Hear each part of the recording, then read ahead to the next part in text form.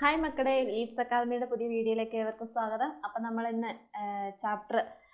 അഞ്ചാമത്തെ ചാപ്റ്ററാണ്, ജോഗ്രഫിയുടെ അഞ്ചാമത്തെ ചാപ്റ്ററാണ് നമ്മൾ നോക്കുന്നത്. ഇന്ത്യ എക്കണോമിക് ത്രൂ വേരിയസ് സെക്ടറിനെ കുറിച്ച്. അതായത് 3 സെക്ടേഴ്സാണ് നമുക്ക്: primary sector, secondary sector, tertiary sector എന്ന് പറഞ്ഞ 3 സെക്ടറാണ് നമുക്ക് പഠിക്കാനുള്ളത്.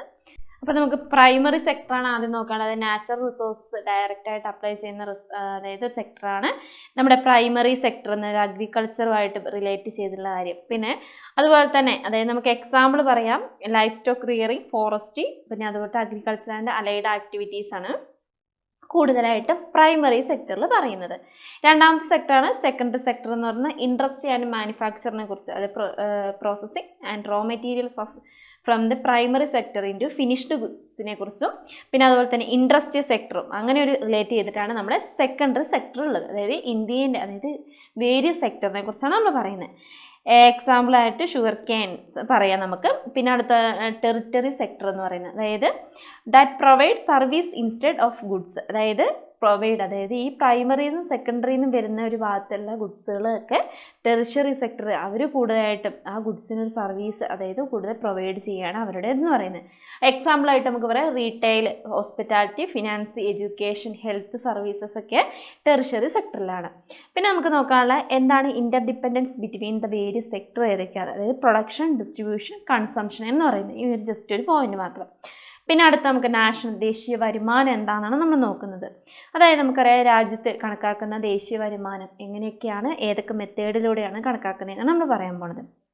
അപ്പം എന്താ നാഷണൽ ഇൻകം എന്ന് വെച്ചിട്ടുണ്ടെങ്കിൽ, the national income is the sum total of the money value of all final goods and services produced in an economy. അതാണ് നാഷണൽ ഇൻകം എന്ന് പറഞ്ഞത്.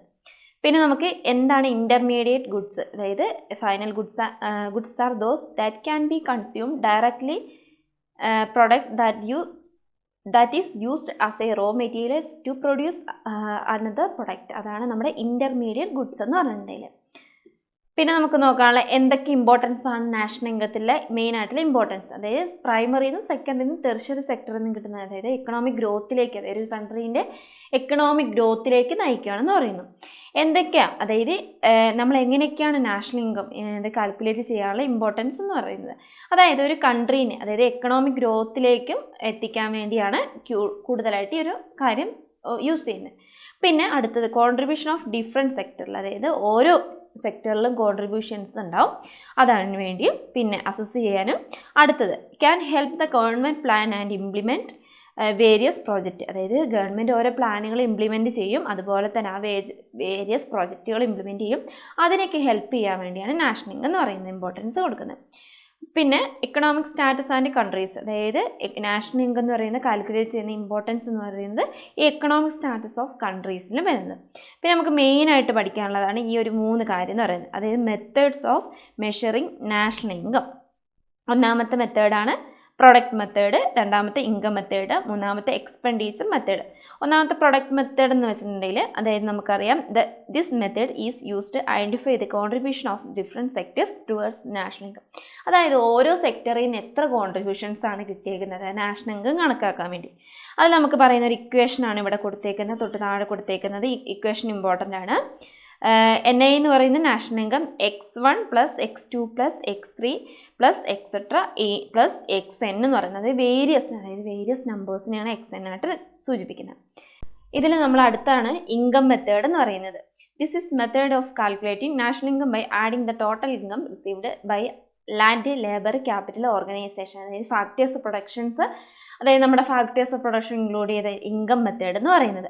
ഇൻകത്തിൻ്റെ ഇക്വേഷനാണ് കൊടുത്തേക്കുന്നത്. NI = R + W + I + P എന്ന് പറയുന്നത്. Income method is help to calculate the gross national income. അതായത് income മെത്തേഡിനെ കണക്കാക്കുന്ന ഒരു വേറെ മെത്തേഡാണ് GNI എന്ന് നിങ്ങൾ ചോദിക്കും കേട്ടോ, ഫുൾ ഫോം ഒക്കെ ചോദിക്കും, നോക്കി വെക്കണം. അപ്പം മൂന്നാമത്താണ് എക്സ്പെൻഡിച്ചർ മെത്തേഡ് എന്ന് പറയുന്നത്. Adding investment, expenditure and all expense incurred in purchasing goods and services to carry out the various activities.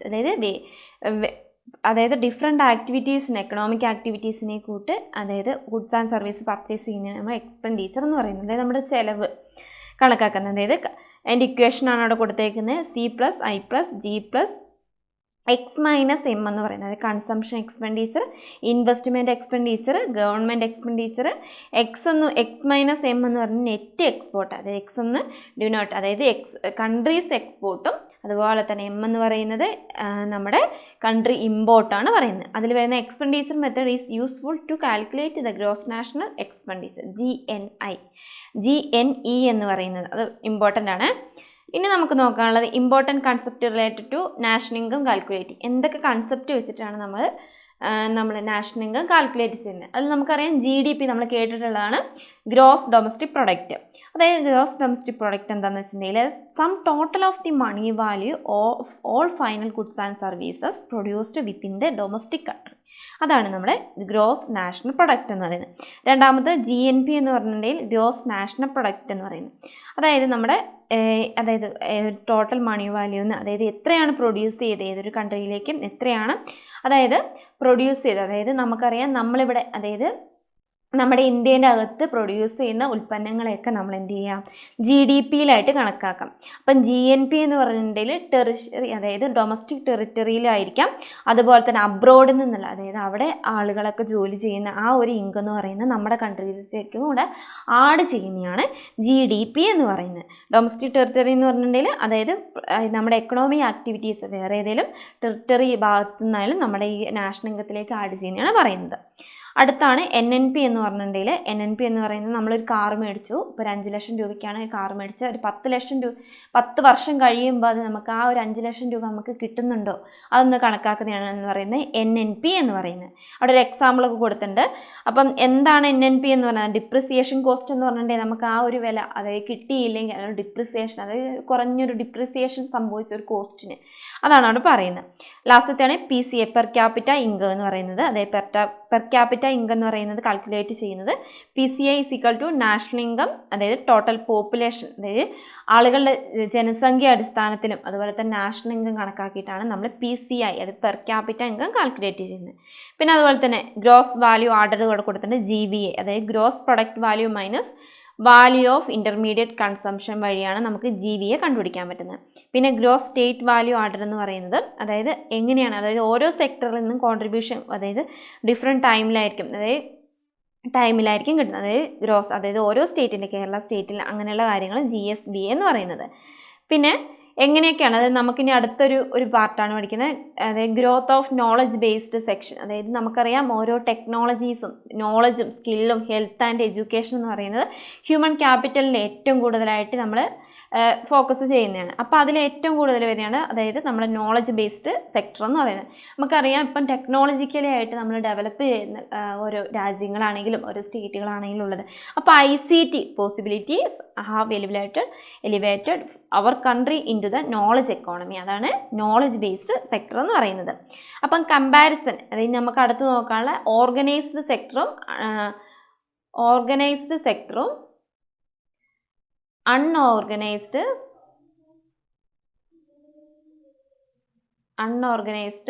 എന്ന് പറയുന്നത്. അപ്പോൾ ഓർഗനൈസ്ഡ് സെക്ടർ എന്ന് പറയാം രജിസ്ട്രേഡ് എംപ്ലോയ്മെൻറ്റ് സെക്ടറും അതുപോലെ തന്നെ ഹൈ സോഷ്യൽ സെക്യൂരിറ്റി, അതായത് കൂടുതലായിട്ടും സെക്യൂരിറ്റികളും എംപ്ലോയ്മെൻറ്റ് സെക്ടറും കൂടുതലായിട്ട് ഉണ്ടാകുന്ന സെക്ടറാണ് ഓർഗനൈസ്ഡ് എംപ്ലോയ്മെൻറ്റ് സെക്ടർ എന്ന് പറയാം. അപ്പോൾ അൺഓർഗനൈസ്ഡ് സെക്ടർ എന്ന് പറഞ്ഞിട്ടുണ്ടെങ്കിൽ അതായത് ലെസ് സോഷ്യൽ സെക്യൂരിറ്റി, അതായത് ജോബിനൊക്കെ ഓപ്പർച്യൂണിറ്റി കുറവുള്ള ഒരു സെക്ടറാണ് അൺഓർഗനൈസ്ഡ് സെക്ടർ എന്ന് പറയുന്നത്.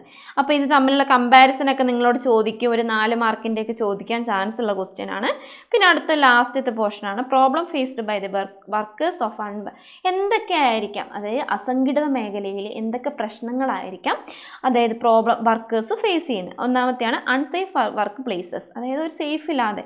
പിന്നെ ലോങ് വർക്കിംഗ് ഹവേഴ്സ്, അതായത് ഇത്ര മണിക്കൂർ, അതായത് 12 മണിക്കൂറാണ് ജോലി ചെയ്യാൻ പറഞ്ഞാൽ അതിനെക്കാട്ടും കൂടുതലായിട്ട് ഓവർ വർക്കിംഗ് കൂടുതലായിട്ട് വരും.